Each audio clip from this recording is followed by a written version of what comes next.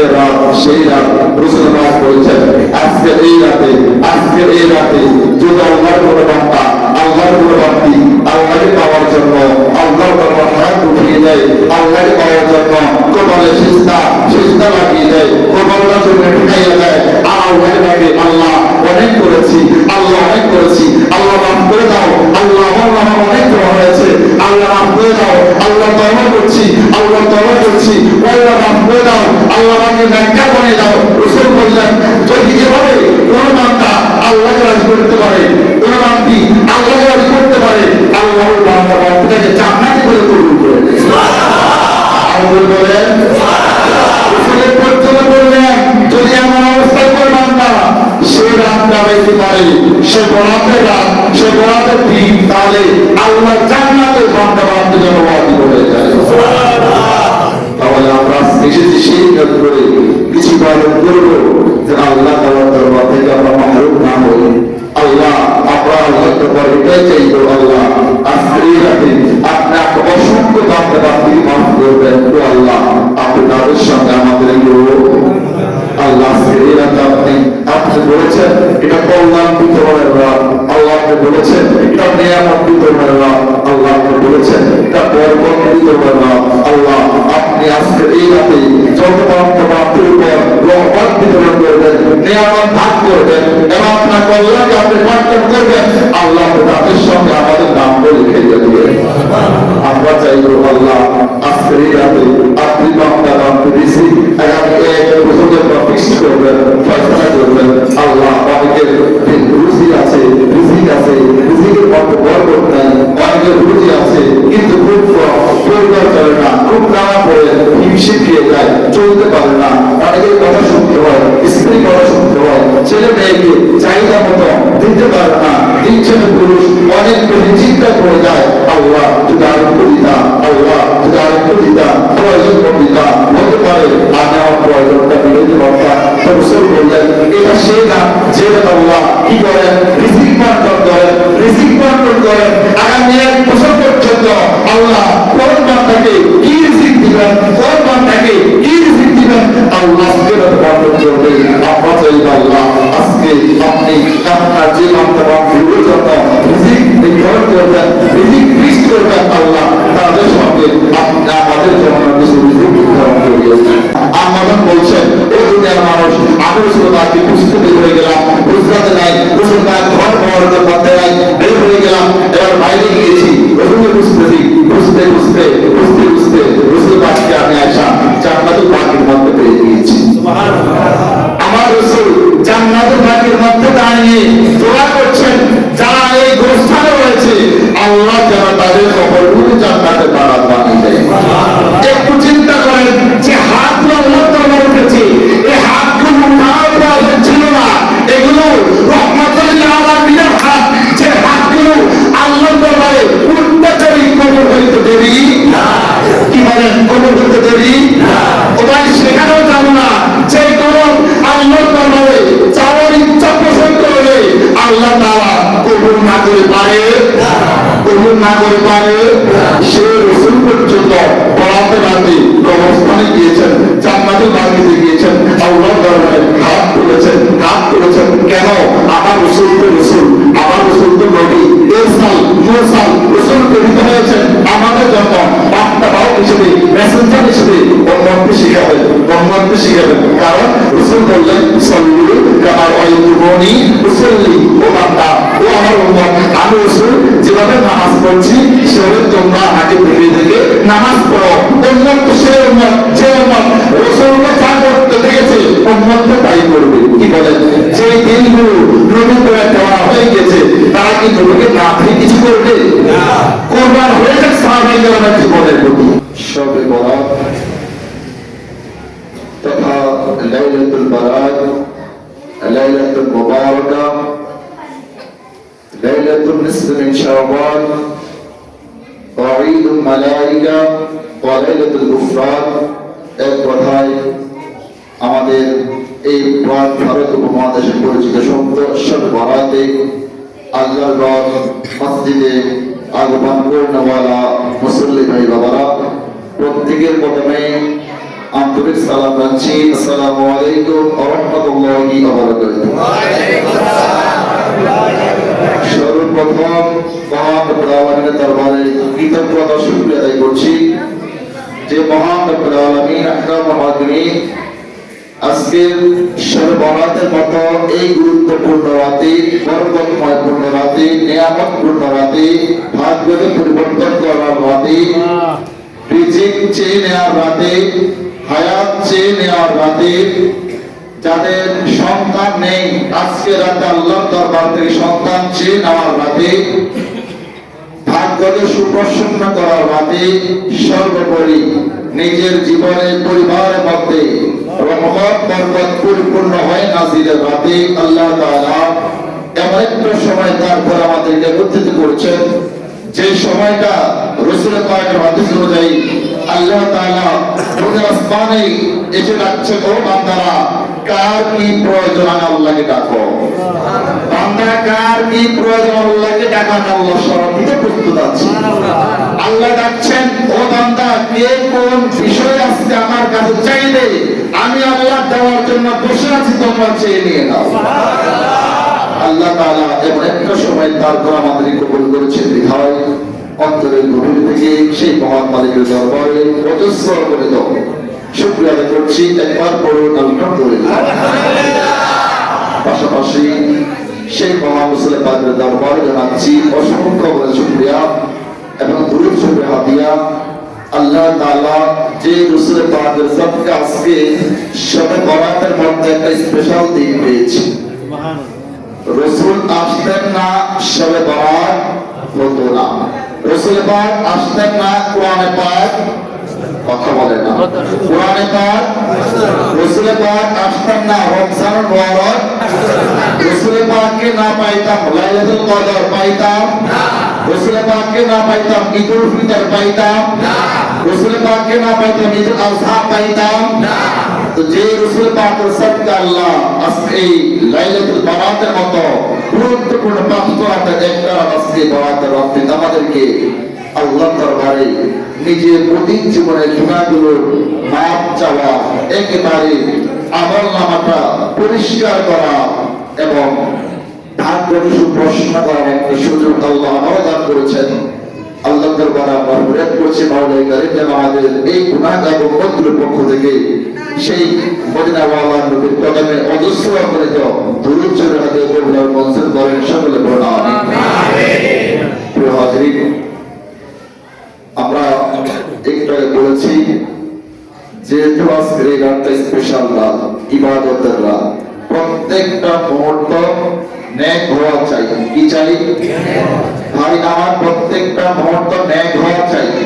এবার আমি এর মধ্যে নামাজ পড়বো, জিক্র ইলাহি করবো, দুরূদ পাক পড়বো, আল্লাহকে ডাকবো, তাসবিহ পড়বো, কোন বান্দার সঙ্গে কথা বলবো, কোন বান্দার সঙ্গে হাসি দিব, কোন বান্দাকে আমি বুঝাবো, কোন বান্দাকে আমি নিষেধ করবো, কোন ভাইকে আমি কোন পরামর্শ দিব। এক কথায় প্রত্যেকটা কাজ আজকে আমার নেক হওয়া।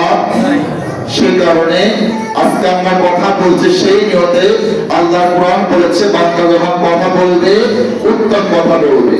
ওমান আহসানা ক্বাওলাম মিম্মান দাআ ইলাল্লাহ ওয়া আমিলা সালিহান। আল্লাহ বললেন তার যে উত্তম কার কথা হয় যে তার কথা তার মানুষকে আল্লাহর পথের দিকে ডাকে। সুবহানাল্লাহ। আল্লাহ অনুরোধ করেছেন বান্দার কথা যখন বলবে উত্তম কথা বলবে। কি কথা বলবে? তোমার কথা শুনে কোন বান্দা অন্তর থেকে পেতে হবে, তোমার কথা শুনে কোন বান্দার কাছে ভালো লাগতে হবে। এটা আমলের কথা না হলেও যদি বান্দা তৃপ্ত হয়ে যায়, যদি বান্দা কষ্ট না পায়, রাসূল বলেছেন আমল নামায় একটা সত্তর সুবহানাল্লাহ লিখে দেয়। সেই কারণে আবার আমরা জানি আল্লাহ বিল মারুফ ততক্ষণ পর্যন্ত পরিপূর্ণ হয় না যতক্ষণ নাহি আনিল মুনকার খারাপ কাজ থেকে মানুষকে বাধা না দিবেন, নিষেধ না করবেন। তো সেই কারণে হয়তো ভালো কাজে উৎসাহ দিবেন অথবা খারাপ কাজ থেকে বাধা দিবেন। এটা রব্বুল কারীমের ফয়সালা। আমাদের প্রত্যেকটা কাজ আজকে এমন হবে সে নিয়তে যতক্ষণ মসজিদ বসবো আমার সঙ্গে পড়েন নাওয়াইতু সুন্নাতাল ইতিকাফ। আল্লাহ সুন্নত ইতিকাফের নিয়ত করেছি। একটা দুরূদ শরীফ পড়েন, সাল্লাল্লাহু আলা মুহাম্মদ সাল্লাল্লাহু আলাইহি ওয়াসাল্লাম। কেন বললাম? আপনি এই সময় থেকে যতক্ষণ পর্যন্ত মসজিদে থাকবেন, যদি আপনি বান্দা আমার সঙ্গে একবার সুবহানাল্লাহ না বলেন, আপনি অটোমেটিক নাক দিয়ে শ্বাস নিচ্ছেন কিনা? আল্লাহ অক্সিজেন দিয়ে রেখেছেন, আমি প্রয়োজন মোতাবেক টেনে নিচ্ছি, আমার যেটা প্রয়োজন নেই সেটাকে ছেড়ে দিচ্ছি। যতবার শ্বাস নিচ্ছেন, যতবার প্রশ্বাস ফেলছেন, রাসূল বললেন একটা বার সুবহানাল্লাহ না বললেও বান্দার আমল না প্রতি মুহূর্তে আল্লাহ নিয়াত করবে। সে কারণে আমরা সুন্নাত দিকে নিয়াত করেছি।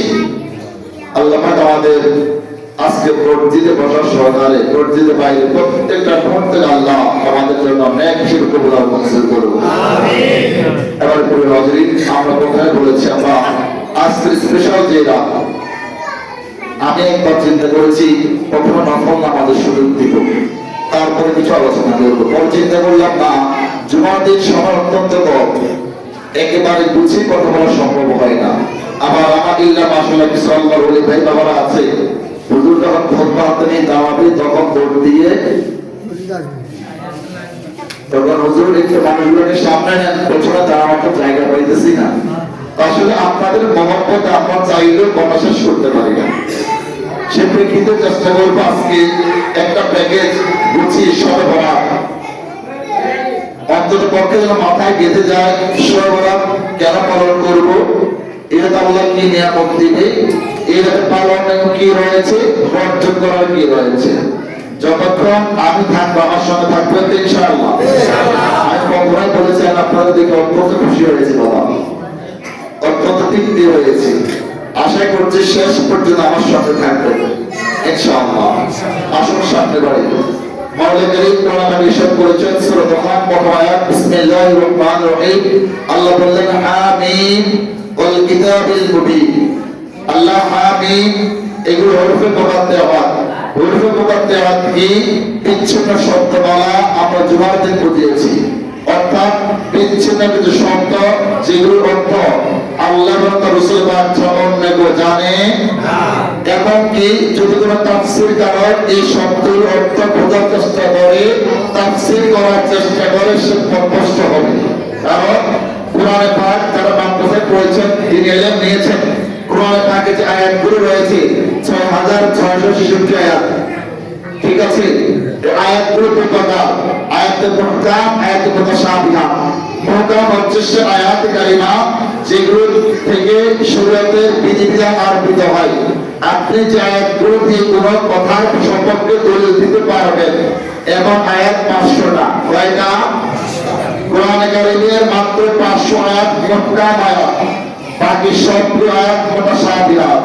আপনি যদি সেই মুতাশাবিহা আয়াতগুলোকে রিসার্চ করতে যান, গবেষণা করতে যান, আল্লাহ কোরআন পাকের মধ্যে বলে দিয়েছেন সে পথভ্রষ্ট হবে, সে কি হয়ে যাবে? একই ভাবে কোরআন পাকের আয়াতগুলো আয়াতে মুতাশাবিহা। সে কারণে আমরা বলি এর অর্থ আল্লাহ ওয়া রাসূলুহু আ'লাম, আল্লাহ এবং তার রাসূলই ভালো জানেন। আমরা বুঝিয়েছি নাযিল করেছেন যিনি, আবার যার উপর নাযিল করেছেন বক্তা এবং শ্রোতা দুজনে জানতে হবে। একজন জানলে কথা কি হয় না, অর্থ দেওয়া হয়। যিনি বলবেন আমি কথা বলছি না, আমার যদি একটা শব্দ আপনি না বুঝেন, ওই শব্দ আমার জন্য বলা অর্থ কি বলেন? আমার জন্য রব্বুল কারীম কোরআন পাকে নাযিল করেছেন। আমার যে কোরআন 104 খানা আসমানি কিতাবের মধ্যে প্রধান, যে কোরআনে পাক 104 খানা আসমানি কিতাবের প্রধান, যে কোরআনে পাক আল্লাহ 1 লক্ষ মতান্তরে 2,24,000 পয়গম্বরের নবুয়তের স্বীকৃতি আমাদের কাছে পর্যন্ত দিয়েছে, যে কোরআনে পাক 103 খানা আসমানি কিতাবের স্বীকৃতি আমাদের কাছে দিয়েছে, যে কোরআনে পাক জানিয়েছে লূত নবী কে ছিলেন, তার উম্মত কেমন ছিল, যে কোরআনে পাক জানিয়েছে মুসা নবী কে ছিলেন, তার উম্মত কেমন ছিল, যে কোরআনে পাক জানিয়েছে ইব্রাহিম খলিলুল্লাহ তিনি কোন নবী ছিলেন, যে উম্মতরা কেমন ছিল, যে কোরআন পাক জানিয়েছে ঠিক একইভাবে বনি ইসরাইলের নবী কে ছিলেন, আমার তা উম্মতগুলো কেমন ছিল, যে কোরআন পাক জানিয়েছে আমাদের আদম পিতা, আদি পিতা আদম সফিউল্লাহ আমাদের বাবা জান্নাত থেকে দুনিয়াতে কিভাবে আসলেন, আল্লাহ তাআলা তওবা কিভাবে কবুল করেছেন, এবং আল্লাহ সেই কোরআন পাকে জানিয়ে দিয়েছেন যে শয়তান আর আদমকে সৃষ্টি করার পর আদমকে সিজদা করে সেই শয়তান ইবলিস আল্লাহর কাছ থেকে অনুমতি নিয়েছিল তিনটা। আল্লাহ দিয়েছেন কিয়ামত পর্যন্ত আয়াত দিয়েছেন, আল্লাহ দিয়েছেন আদম সন্তানের পশুর প্রত্যেক গ্রহে গ্রহে অনুমতি আল্লাহ দিয়েছেন। 3 নম্বর মাওলা কারীম দিয়েছেন এই শয়তান সে যখন চাইবে তার মতো সে যে কোনো সুরত করতে পারবে। তা কোরআন পাক ইরশাদ করেছে, তো সে আল্লাহর কাছ থেকে চেয়ে নিয়েছে, কারণ ওলামা কেরাম বলেছেন এই জমিনের এমন কোন স্থান নাই যেখানে তার কপালে সিজদা পড়ে নাই। আল্লাহ তো সে আল্লাহ যিনি কারো প্রতি অবিচার করেন, কথা বলেন অবিচার করেন, ইবাদত করেছে জাযা দিতে হবে না, সে চেয়ে নিয়েছে আল্লাহর কাছ থেকে, আল্লাহ দিয়েছেন, কারণ একটা ইবাদত তো করেছে। বাস এখন বিষয় হচ্ছে আমরা যে কোরআনে পাক পড়ে এত কিছু জানলাম, সেই কোরআনে পাকের মধ্যে একটা শব্দ, একটা হরফ, একটা জবর, জের, পেশ, নক্তা অর্থহীন হতে পারে, এটা আমরা বিশ্বাস করি না। যদি বিশ্বাস করি ঈমান থাকবে, আসলে থাকবে। কারণ কোরআনে পাকের নক্তা আমরা বলেছিলাম, বুঝিয়েছিলাম জবর, জের, পেশ পরিবর্তন হলে অর্থ পুরোপুরি পরিবর্তন হয়ে যায়, আকাশ পাতাল তফাৎ হয়ে যায়। তাহলে জবরদার পর্যন্ত ঈমান রাখতে হবে কিনা, এটা কোরআনে পাক। আসেন তো সামনে বাড়িতে বলছিলাম আমিন ওয়াল কিতাবিল মুবিন। এবার আল্লাহ যে কোরআন পাক নাযিল করেছেন এটা বড় আযীম আন্দাজ। আল্লাহ কোরআন পাক নাযিল করেছেন যে আল্লাহ, সে আল্লাহ তাআলাই আবার সেই কোরআন পাকের কসম খাচ্ছেন। আল্লাহ নিজে কোরআন পাকের কসম করে বলছেন ওয়াল কিতাবিল মুবিন, আমি আল্লাহ কোরআন পাকের কসম। আল্লাহ কি বলবেন, আল্লাহ তারপর বলছেন ইন্না আনজালনাহু ফি লাইলাতিন মুবারাকা। ও বান্দা নিঃসন্দেহে আমি আল্লাহ আমার এই কোরআন পাককে একটা বরকত করাতে অবতীর্ণ করেছি। সুবহানাল্লাহ। আমরা এর সমাধান জুমাতে দিয়েছি। কোরআন পাক অন্যত্র ইরশাদ করেছে ইন্না আনজালনাহু ফি লাইলাতিল কদর। আমরা সেদিকে আমাদের কথা লম্বা হয়ে যাবে। তো মুফাসসিরিন কেরাম সমাধান দিয়েছেন, আল্লাহ কোরআন থেকে কোন জায়গায় বলেছে একটা বরকতময় রাত, একটা কদর রাত। যারা তাফসীর করেছেন, তাফসীর 4 ভাগে হয়: তাফসীর কোরআন বিল কোরআন, তাফসীর হাদিস বিল কোরআন, তাফসীর হাদিস বিল কোরআন, তাফসীর কোরআন বিল হাদিস। এই 4 প্রকারের মধ্যে প্রথম প্রকার বলেছি তাফসীর কোরআন বিল কোরআন, অর্থাৎ কোরআন পাকের এক আয়াত অন্য আয়াতের তাফসীর করে দিবে, কোরআন পাকের এক আয়াত সংক্ষিপ্ত বলবে, এটার বিশদ বর্ণনা অন্য আয়াতের মধ্যে দিয়ে দিবে। এখানে অনুরূপভাবে এক আয়াতের তাফসীর আর আয়াত করেছে। মুফাসসিরিন কেরাম বলেছেন আল্লাহ সূরা জাহানের মধ্যে বলেছেন ইন্না আনজালনাহু ফি লাইলাতিন মুবারাকা। এই পবিত্র রাতটি সর্বরাত উদ্দেশ্য। সুবহানাল্লাহ। এবার সমাধান কিভাবে?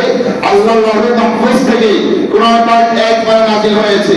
নাযিলের ধারা, প্রারম্ভ, সূচনা, ভূমিকা কয়বার হয়েছে? একবার। কারণ প্রত্যেক কাজের সূচনা কয়বার হয়? একটা কাজ হাজার লাখ বার হতে পারে, শুরু কয়বার হবে? একবার শুরু যেতে হবে, শুরু একবার হয়েছে।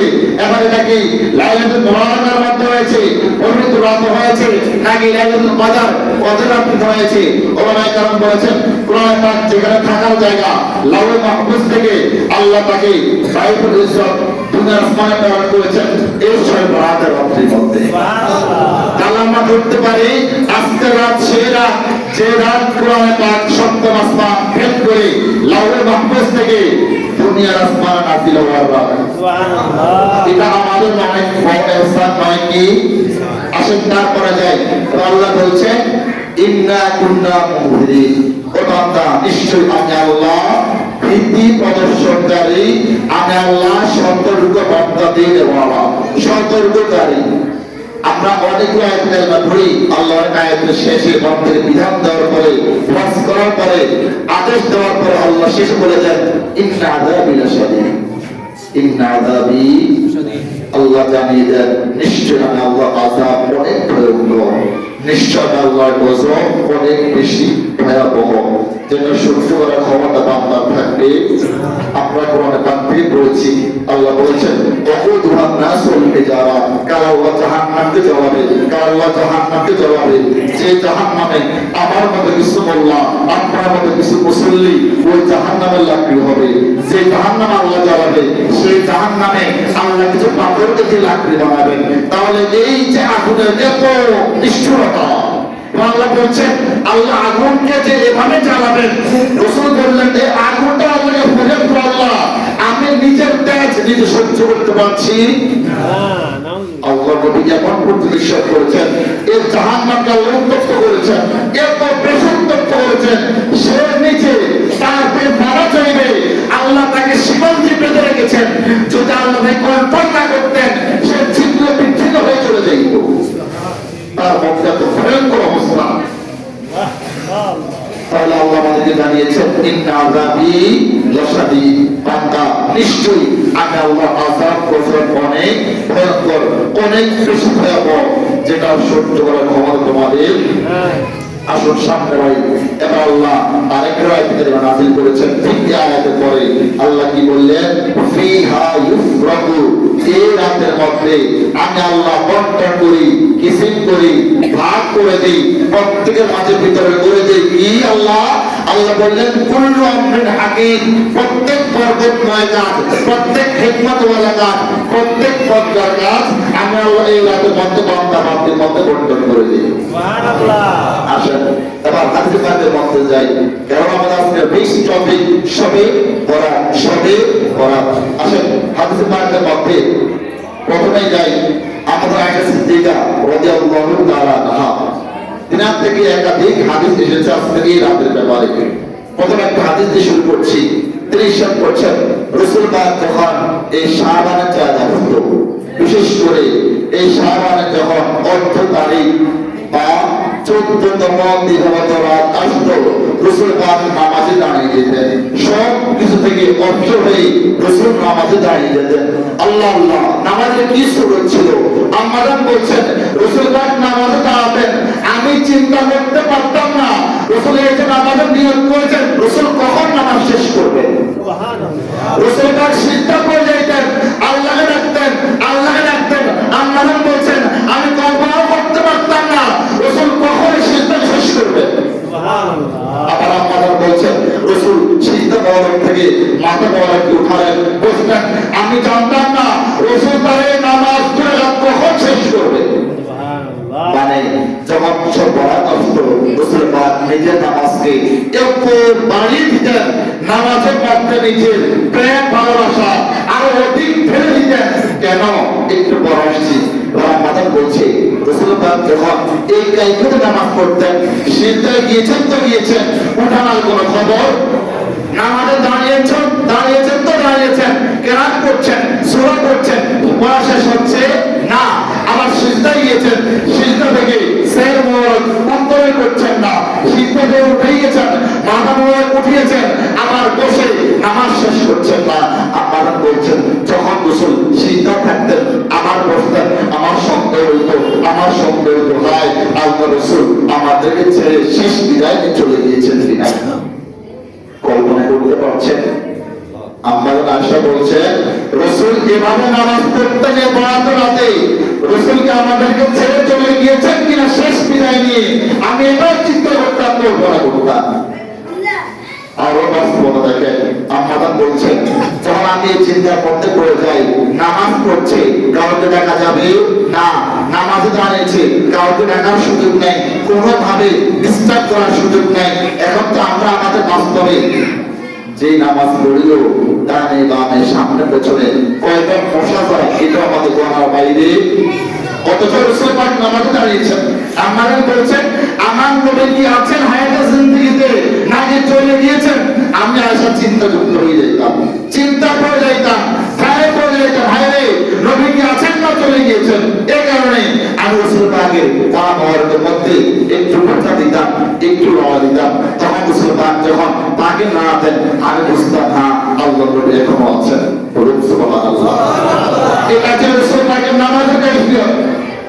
সাহাবী বলছেন রাসূল পাক দাঁড়িয়ে থাকতেন, রাসূল পাক কিয়ামুল লাইল করতেন, দাঁড়িয়ে থাকতেন, দাঁড়িয়ে থাকতেন, আয়াতুল কারিমা শেষ করতেন না, কেরাত শেষ করতেন না, আবার দাঁড়িয়ে থাকতেন। মাওলানা ইমাম খানে আমি চিন্তা করে যান রাসূল কি আছেন নাকি আমাদেরকে ছেড়ে চলে গিয়েছেন। তখন আমি আবার রাসূল পাকের শরীরের মধ্যে একটু খোঁচা দিতাম, আঘাত করতাম। যখন রাসূল পাক করতেন আমি আয়েশা বুঝতাম রাসূল পাক এখনো দুনিয়াতে আছেন।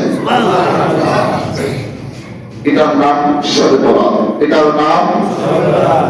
এই হাদিসের শেষাংশে এসেছে আল্লাহ রাসূল পুরোটা নামাজ শেষ করে এবার আল্লাহকে বলছে, ও আয়েশা সিদ্দিকা, তুমি কি মনে করেছো আল্লাহ রাসূল তোমাকে ধোঁকা দিয়েছে, ঠকিয়েছে?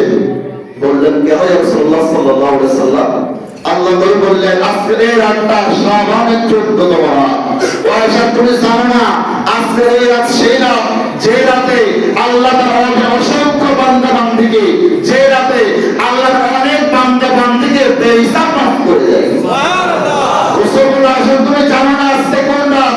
আজকে শাবানের 14তম রাত, যে রাতে আল্লাহ বান্দার ভাগ্যকে খুলে দেয়। সুবহানাল্লাহ। আয়েশা, তুমি জানো না আজকে সেই রাত যে রাতে আল্লাহ বান্দাকে অনন্ত বরকত নিয়ামত দান করে দেয়। সুবহানাল্লাহ। আয়েশা রে, তুমি জানো না আজকে সেই রাত যে রাতে আল্লাহ বান্দাকে অনেক বেশি ইহসান করে, যেটা শাবানের অন্য কোন রাতের মধ্যে আল্লাহ করে না। এখন আরেকটা হাদিস এসেছে, আম্মা বলছেন, এক রাতে আমি রাসূল পাককে, আমি আয়েশা হুজরা থেকে হারিয়ে ফেললাম, খুঁজতে বের হয়ে গেলাম, খুঁজতেছি আমার রাসূল কই খুঁজে পাচ্ছি না। আম্মা বলছেন, ও দুনিয়ার মানুষ, আমি রাসূল পাককে খুঁজতে বের হয়ে গেলাম, হুজরাতে নাই, রাসূল পাক ঘর মোবারকের মধ্যে নাই, বের হয়ে গেলাম, এবার বাইরে গিয়েছি, রাসূলকে খুঁজতে রাসূল পাককে আমি আয়েশা জান্নাতুল বাকির মধ্যে পেয়ে গিয়েছি। সুবহানাল্লাহ। আমার রাসূল জান্নাতুল বাকির মধ্যে দাঁড়িয়ে দোয়া করছেন, যারা এই গোরস্থানে রয়েছে আল্লাহ যেন তাদের কবরগুলো জান্নাতের বাগান বানিয়ে দেয়। একটু চিন্তা করেন যে হাতগুলো আল্লাহর দরবারে উঠেছে, এই হাতগুলো উঠার প্রয়োজন ছিল না, এগুলো রহমাতুল লিল আলামিনের হাত, যে হাতগুলো আল্লাহর দরবারে উঠতে দেরি, কবর হইতে দেরি না। কি বলেন, কবর হইতে দেরি না। ও ভাই, সেখানেও যাবো না, যে কবর আল্লাহর দরবারে যাওয়ার ইচ্ছা পোষণ করলে আল্লাহ তাআলা কবুল না করে পারে, সে রাসূল পর্যন্ত বরাতের রাতে কবরস্থানে গিয়েছেন, জান্নাতুল বাকিতে গিয়েছেন, আল্লাহর দরবারে হাত তুলেছেন। কেন? আমার রাসূল তো নবী, ইরসাল, মুরসাল, রাসূল প্রেরিত হয়েছেন আমাদের জন্য বার্তাবাহক হিসেবে, মেসেঞ্জার হিসেবে উম্মতকে শিখাবেন। কারণ রাসূল বললেন, সাল্লু কামা রাআইতুমুনি উসাল্লি। ও বান্দা, ও আমার উম্মত, আমি রাসূল যেভাবে নামাজ পড়ছি সেভাবে তোমরা আগে দেখে নামাজ পড়ো। উম্মত তো সেই উম্মত যে উম্মত রাসূলকে যা করতে দেখেছে উম্মত তো তাই করবে। কি বলেন? যে দিলগুলো নবী করে দেওয়া হয়ে গেছে, তারা কি নবীকে না দেখে কিছু করবে না? কুরবান হয়ে যাক সাহাবায়ে কেরামের জীবনের প্রতি। একটা ঘটনা মনে পড়েছে, সাহাবায়ে কেরাম রাসূলকে কেমন মহব্বত করতেন, এই মগজের মধ্যে কোন আশার মধ্যে বসিয়ে রেখেছেন। একবার আল্লাহর নবী এক সাহাবীর ঘরে আগুন লেগেছে। কি লেগেছে? এখন তিনি ওই মহল্লার মধ্যে নাই, তিনার ঘরটা যে জায়গায়, মনোযোগ কি আছে? কথা বলে না, মনোযোগ আছে? আমার কিন্তু কথা বলতে কষ্ট হচ্ছে, বলছি কার জন্য? আপনাদের জন্য। খুব মনোযোগ। যে সাহাবীর ঘরে আগুন লেগেছে তিনি ঘরের কাছে, ওই মহল্লার মধ্যে নাই। তিনাকে দূরে এক ব্যক্তি পেয়ে আরেক সাহাবী সংবাদ দিল, ও তোমার ঘরে আগুন লেগেছে, তুমি দৌড়ে যাও। যদি আমাদের অবস্থা কি করতাম? নিঃসন্দেহে যত গুরুত্বপূর্ণ কাজ আগে এক দৌড় দিয়ে, কি বলেন, এক দৌড় দিয়ে আমাদের কবুল, আমাদের হিসেব। কিন্তু আল্লাহর নবী সাহাবী বললেন, আমার ঘর পাওয়া যায় না। আজীব বিষয় না?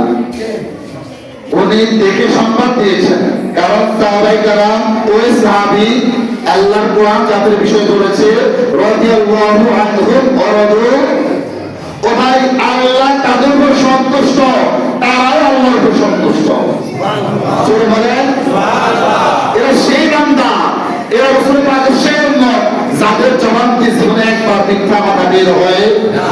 তো সে সাহাবী দেখে বললেন, ও সাহাবী তোমার ঘর পড়ছে, ঘর পড়ে যাচ্ছে। তিনি বললেন আমার ঘর পড়ে নেই।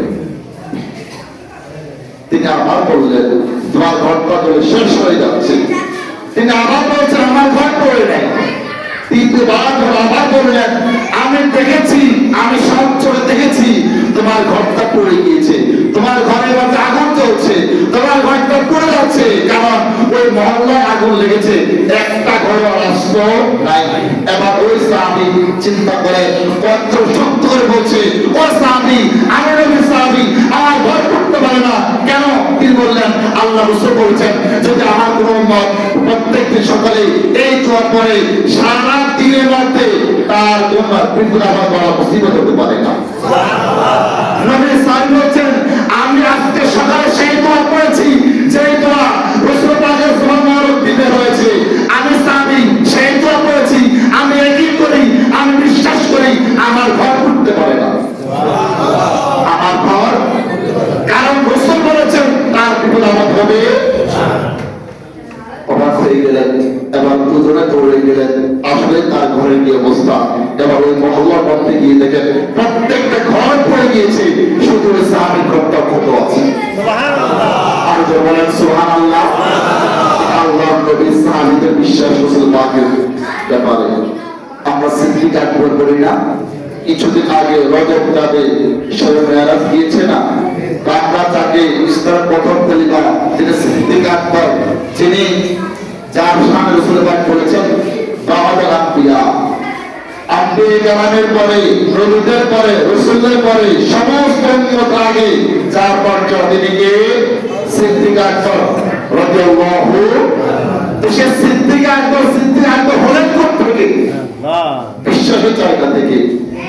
জাহেলরা মুনাফিক গুলো রাসূল যখন বললেন আমি নবী মেরাজ করেছি, আমি রাসূল মেরাজে করেছি, আমাকে আল্লাহ দিদার পাক দিয়েছেন, আমি রাসূল জান্নাত দেখেছি, আমি রাসূল জাহান্নাম দেখেছি, আমি রাসূল সব আসমান ভ্রমণ করেছি, সব জমিন ভ্রমণ করেছি, আমাকে আল্লাহ লৌহ দিয়েছেন, কলমে লিখেছি নিয়েছেন, আল্লাহ এত বড় দিয়েছেন, এত বড় দিয়েছেন। রাসূল বললেন আমি নবী শুনলাম ফেরেশতারা যে কোরআন দিয়ে বান্দা বান্দির তাকবীর লাগে আমি সেই কোরআনে লেখার আওয়াজ পর্যন্ত শুনেছি। সুবহানাল্লাহ। কিন্তু এই কথাগুলো যখন কাফেরদের কাছে বলছে, মুনাফিকদের কাছে বলছে, বিশ্বাস হয় না, বিশ্বাস হয় না। এবার তারা মক্কার অন্যান্য মানুষগুলোকে পথভ্রষ্ট করার জন্য, নবীর উপর থেকে বিশ্বাসটা ভেঙে দেওয়ার জন্য তারা মানুষকে বলে বেড়াচ্ছে অসুস্থ মোহাম্মদ নাকি এক রাতের কিছু সময়ে জেরুজালেম গিয়েছে, মসজিদ আকসায় গিয়েছে, সপ্ত আসমানে গিয়েছে, সিদরাতুল মুনতাহায় গিয়েছে, জান্নাতে গিয়েছে, জাহান্নামে গিয়েছে। এটা কেমনে সম্ভব? এখন তাদের বিশ্বাস তাদের মতো না হয়, তারা কি বিশ্বাস করে নাই। এবার বলতে বলতে এক পর্যায়ে অবগত পেয়ে গিয়েছে, সিদ্দিক আকবর পেয়ে গিয়েছে। দেখছে ব্যবসায়ী ছিলেন তো, ব্যবসা করতেন, কাপড় ব্যবসায়ী ছিলেন, ব্যবসা করে আসছেন। এবার তার কয়েকজন মিলে তাকে ঘুরতে দিয়ে ধরলো। এবার বলতে লাগলো ও আবু বকর, ও আবু বকর, শুনছো কি? কি জানতে চাইলেন? কি এমন হয়েছে? হ্যাঁ বলো। বলে না তুমি যার উপর ঈমান এনেছো, যে মুহাম্মদ তোমার সাথী, সে মুহাম্মদ একদিনে একটা লেভেলে ছিল, একটা অবস্থায় ছিল, আজকে সে পুরো বিগড়ে গেল। এমন কি বলেছে? নবীর সাহাবী জানতে চায় আমার রাসূল কি বলেছে? তখন তারা বলছে তোমার নবী মুহাম্মদ বলেছে তিনি এক রাতের গত রাতের কিছু সময়ের মধ্যে আল্লাহর দিদার করেছেন, সব আসমান ভেদ করে, লাউহে মাহফুজ ভেদ করে, একবারে সিদরাতুল মুনতাহা ভেদ করে ওয়াল মাকাম পর্যন্ত গিয়েছেন, ওদের দিদার করেছেন। আল্লাহ নাকি সব আসমান দেখিয়েছেন, আল্লাহ নাকি সব জমিন দেখিয়েছেন, জান্নাত দেখিয়েছেন, জাহান্নাম দেখিয়েছেন। জান্নাতের মধ্যে বান্দারা, জান্নাতের মধ্যে বান্দীরা কে কোন কারণে কোন নিয়ামত ভোগ করছে আল্লাহ তা দেখিয়েছেন। জাহান্নামের মধ্যে আল্লাহর কোন বান্দা, আল্লাহর কোন বান্দী কি কারণে আযাব ভোগ করছেন আল্লাহ তা দেখিয়েছেন। এটা কি আদৌ সম্ভব? তারা প্রশ্ন রাখছে আবু বকরের কাছে, ও আবু বকর এক রাতের কিছু সময়ে এটা কি সম্ভব? কিন্তু আবু বকর পাল্টা প্রশ্ন করলেন এই কথাগুলো কি আমার রাসূল বলেছে? মনোযোগ, জানতে কি চাইলেন?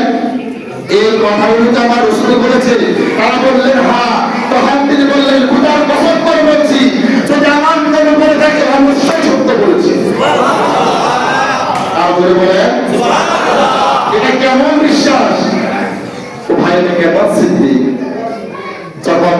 পাকের দরবারে এই ঘটনা গেল তারা আবু বকরকে মিসগাইড করতে চেয়েছে, পথভ্রষ্ট করতে চেয়েছে। আবু বকর নবীর সভাপতি এখন শুনে নাই মেরাজের ঘটনা। রাসূল পাক এখন আবু বকরের নাম না এটা বলার জন্য, কিন্তু তারা বলেছে, রেফারেন্স দিয়েছে, রাসূল বলেছে, স্বীকার করে নিলেন, মেনে নিলেন, যেহেতু রাসূল বলেছে অবশ্যই হক বলেছে। সেই দিক থেকে রাসূল পাক তাকে বল দিলেন সিদ্দিক আকবর, যার উপর কোনো সত্যবাদী হতে পারে, সত্যকে ঘোষণা দেওয়ার, সাপোর্ট দেওয়ার, বলিষ্ঠ কণ্ঠে দেওয়ার এমন কণ্ঠ আওয়াজ সিদ্দিকের চাইতে কারো বেশি হতে পারে। তো বলছিলাম নবীর সাহাবীরা নবীকে এবারে বিশ্বাস করতেন। এটা ছিল বিশ্বাসের একেবারে কি বলবো আমরা একটা লেভেল। এবং আমাদের কি অবস্থা হয়ে গেল তা আসেন বলছিলাম। আমাদের আয়েশা বলছেন, আমি রাসূল পাককে খুঁজতে খুঁজতে কোথায় পেয়েছি? জান্নাতুল বাকির নিকট পেয়েছি। রাসূল পাক মনোনয়ন দিচ্ছেন, রাসূল পাক দোয়া করছে, আল্লাহর দরবারে দোয়া করছেন। দোয়া করে যখন মনোনয়ন হাত নামালেন, এবার রাসূল পাক নিশ্চয়ই জানতে চাইলেন, ও আয়েশা, তুমি কি মনে করেছো আল্লাহ রাসূল তোমার বিরুদ্ধে বিচার করবে? রাতের বেলা তো এক স্ত্রী ঘরে গিয়েছেন, আমাদের আম্মা জান রাসূল পাকের স্ত্রী। এখন তিনি বললেন, আমরা আয়েশা বলছে, ইয়া রাসূলুল্লাহ সাল্লাল্লাহু আলাইহি ওয়াসাল্লাম, আমি মনে করেছিলাম আজকে রাতে আপনি আমাকে রেখে আপনার অন্য বিবির ঘরে তাশরীফ নিয়ে গিয়েছেন।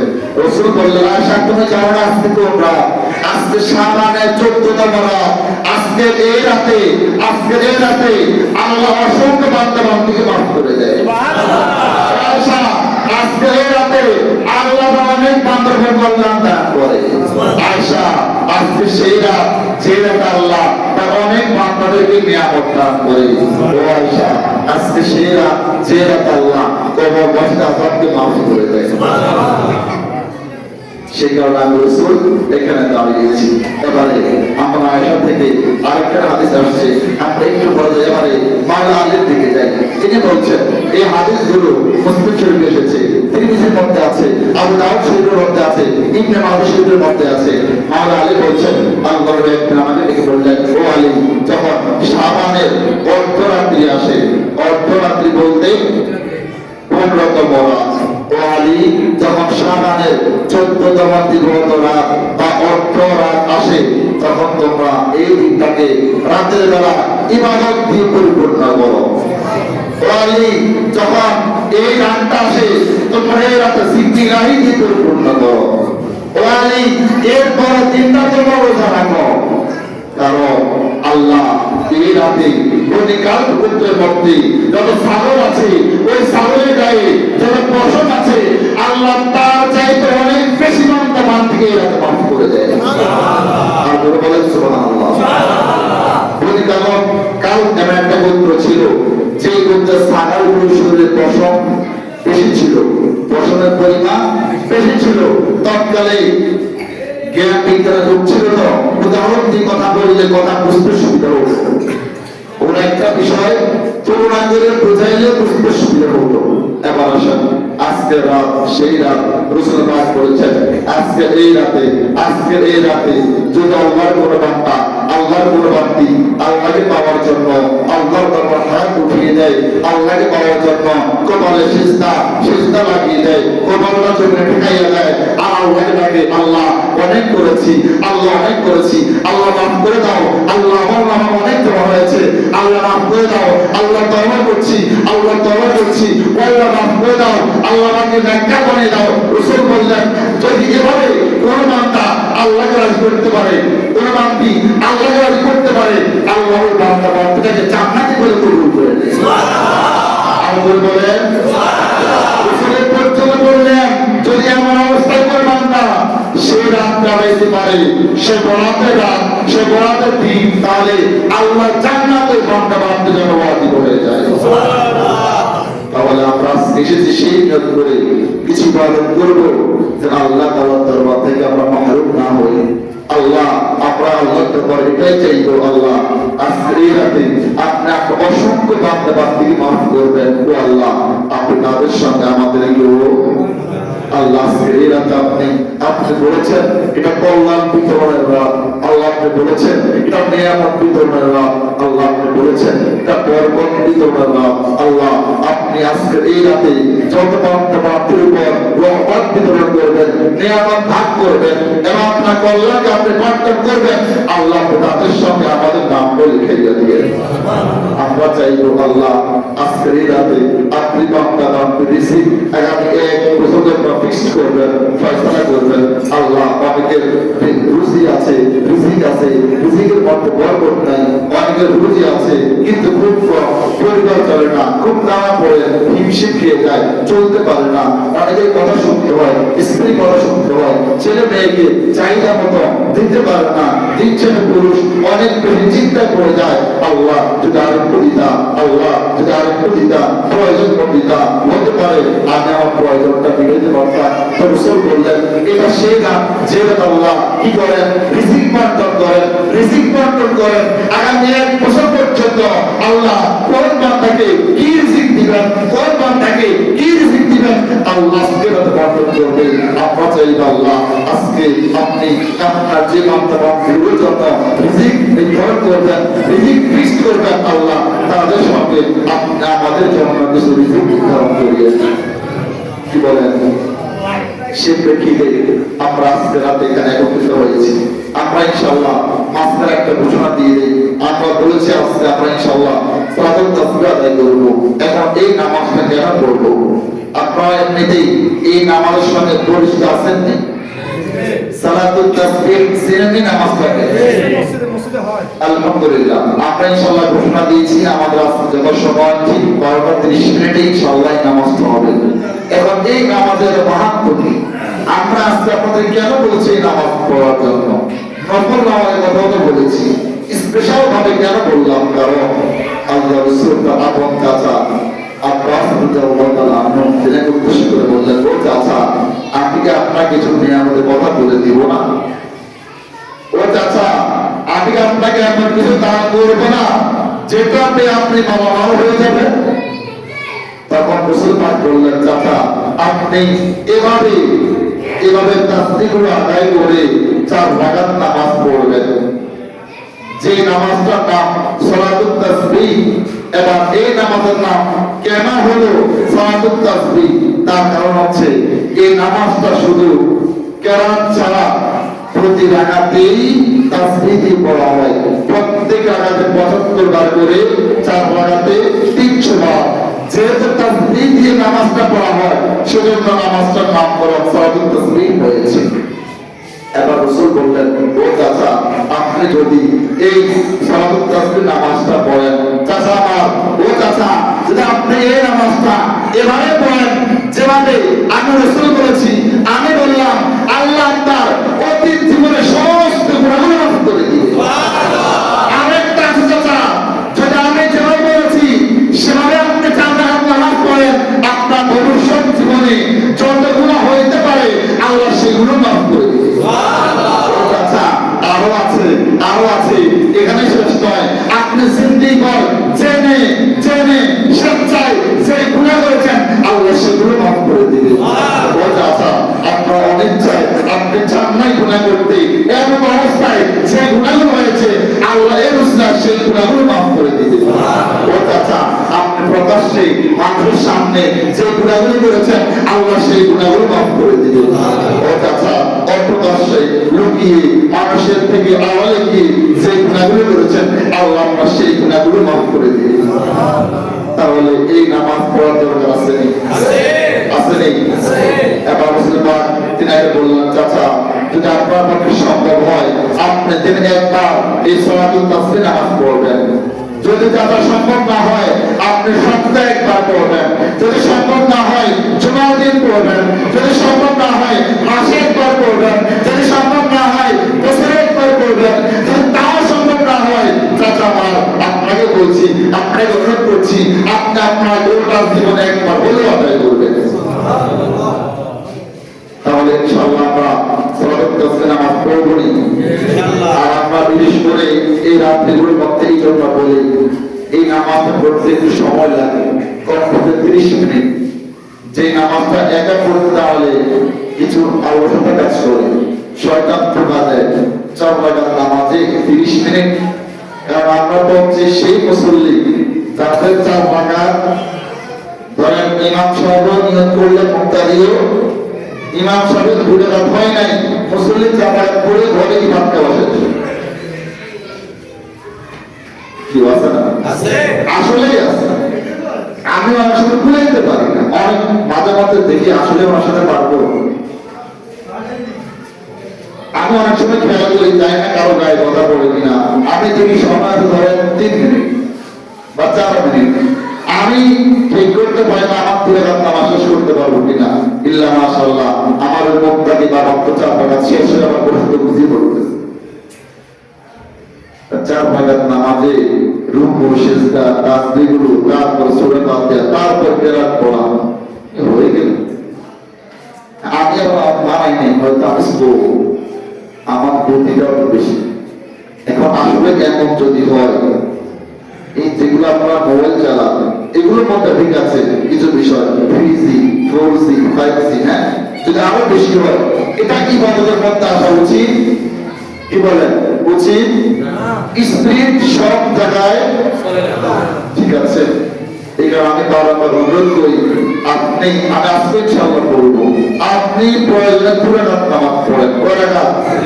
কিন্তু এই 2 রাকাতটা অন্তরকে একেবারে এক জায়গায় করে আল্লাহ ধ্যানে করে তৃপ্তি নিয়ে আল্লাহকে পাওয়ার আশায় সেভাবে পড়েন। আল্লাহ ঠিক যেভাবে বলেছেন ওকুমুলিল্লাহি ওয়ালিদি, আমি আল্লাহর সামনে অত্যন্ত বিনয়ী ভাব নিয়ে নামাজ। এখানে আপনি 2 রাকাত পড়েন, এটা পড়ার মতো পড়েন। 20-30 রাকাত পড়লাম, 1 রাকাত তো বলবো না, প্রয়োজন আছে পড়লাম তো নষ্ট হয়ে বেয়ার হইল। কিন্তু আল্লাহ তাদেরকে বলেছেন ফাওয়াইলুল মুসাল্লিন, এরা উদাসীন। তো যারা উদাসীন আল্লাহ রাসূল বললেন আল্লাহ এই নামাজুল তাদের চেহারা মধ্যে ছড়ে মেরে দিবে। তাহলে প্রয়োজন আবার কিছু বাবা আছেন, আমি কারো নাম জানি না বলবো, আবার কিছু বাবা আছেন, কিছু ভাইরা আছেন এই যে তকবীর নিয়ে বসছেন সুবহানাল্লাহ সুবহানাল্লাহ বলা শুরু, আমার তো 20 বার হয় না, মাশাআল্লাহ বাবার তো তকবীর শেষ। এটা দরকার, আল্লাহ ওয়াস্তে মানছে, এটা প্রয়োজন। মানে আপনাকে আমি আপনাদের উৎসাহ দিই যত বেশি পরিমাণে পারেন পড়েন, কিন্তু এমন ভাবে পড়েন না যে আপনার একবারও কবুল হবে না। আপনি 5 বার পড়েন, কথা বুঝতে পারছেন? আপনি সুবহানাল্লাহ 5 বার পড়েন, বিশ্বাস করেন যে আপনার 5 বার কবুল হয়ে যায়, আল্লাহ হয়তো আপনাকে উসলা নাজাত দিয়ে দিবে। সুবহানাল্লাহ, কারণ আল্লাহ আপনার কলব দেখেন, আল্লাহ আপনার অন্তর দেখেন। অন্তরকে লাগিয়ে আল্লাহ দিদারে, আল্লাহ প্রেমে, আল্লাহ সঙ্গে, আল্লাহ ধ্যানে অন্তরকে লাগিয়ে সামান্য করেন। এই বিষয়ে হাদিসের মধ্যে এসেছে আখলিস দীনাকা ইয়াফিকাল আমালুল সালিহ, সব ঠিকঠাক করে সামান্য ইবাদত করো, এটাই নাজাতের। আমরা তো ধরেন সব ঠিক, এটাও ওয়াজ থেকে অন্যদিকে চলে যাবে। ওই যে ধরেন চুরি বাটপারি শয়তানি বদমাশি 2 নম্বরে সব ঠিক, আবার 2 দিয়ে 2 নামাজও ঠিক আছে না।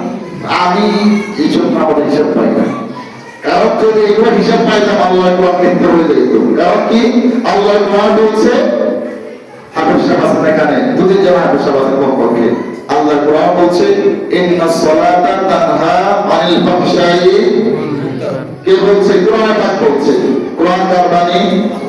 আল্লাহ বললেন নিশ্চয়ই নামাজ বান্দাকে খারাপ কাজ থেকে, অশ্লীল কাজ থেকে, ফায়দা কাজ থেকে বিরত রাখে। কি রাখে? এখন নামাজে পড়লাম, ধূমপাতি বাইরে কারোর মধ্যে 2 নম্বরে পড়লাম, জোর পড়লাম, আসর আগে কোন বিচারে কি টাকা খেয়ে হয় না, হয় না।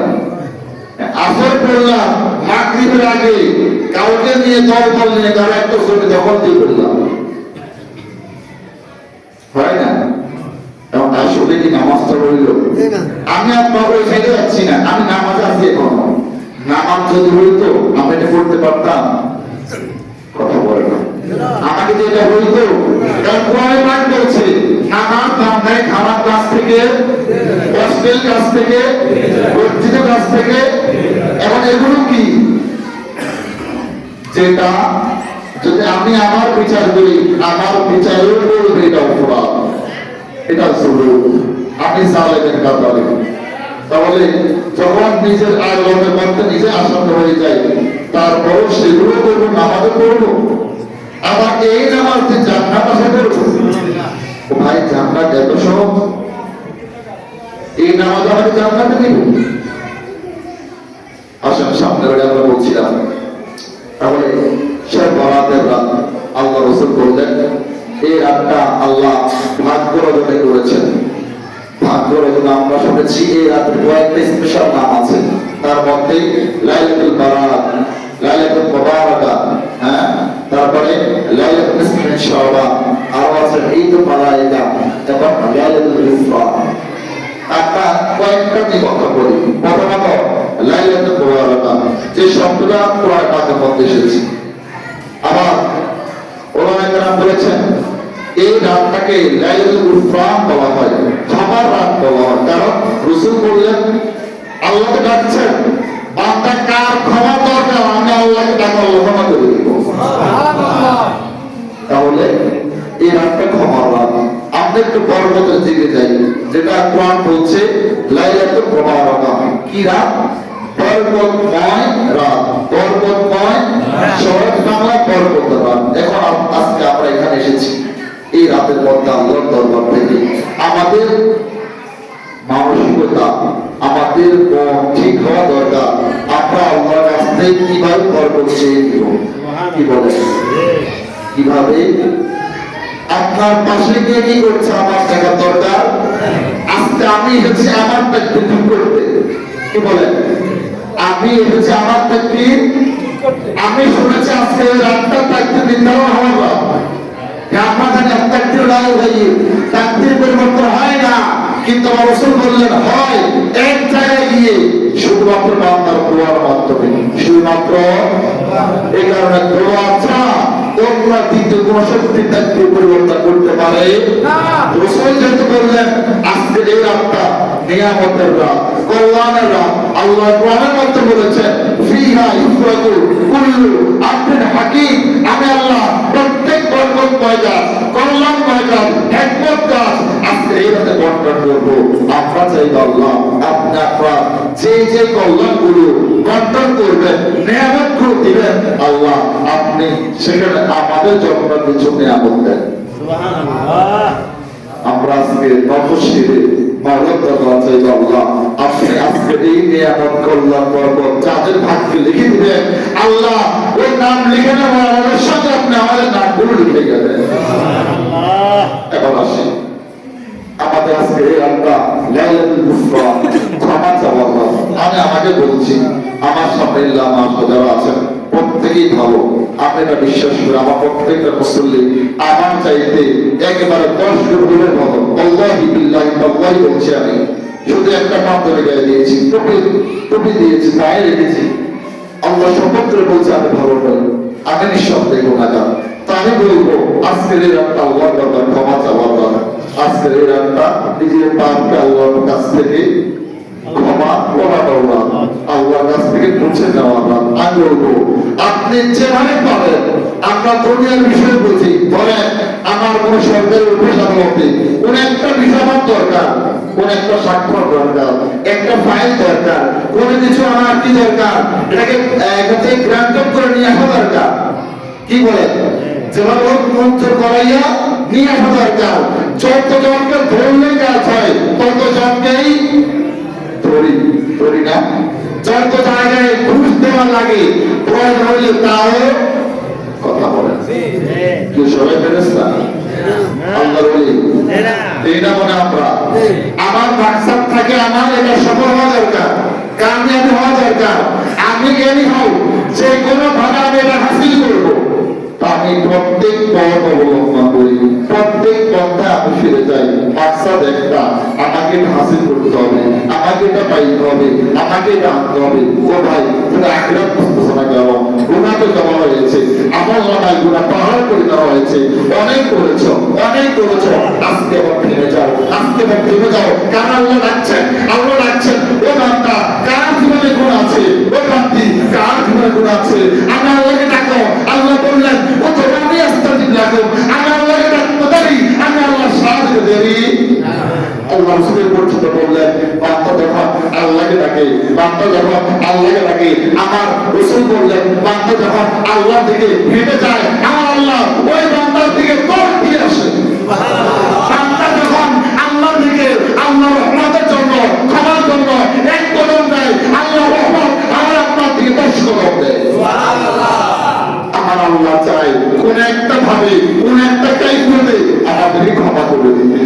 আমার আল্লাহ চাই কোন একটা ভাবে আমাদেরকে নাকরাত দিয়ে আল্লাহ জান্নাতে প্রবেশ করে দিতে। কিন্তু আমরা নিজের মতো করে, নিজের নফসের তাওবায় করে ওই গুনাহগুলোর ক্ষমা আল্লাহর কাছ থেকে চেয়ে নিতে পারি না। গুনাহ তো আমি করেছি, কি বলেন? গুনাহ আমি করেছি, আমার আমলনামা জমা হয়েছে, কোনো না কোনো ভাবে আমি করেছি। প্রশ্ন হচ্ছে আমার কৃত গুনাহ, আমার করা গুনাহ, এগুলো আল্লাহর দরবারে ক্ষমা চাইবো। শরম আছে? লজ্জা আছে? থাকা দরকার।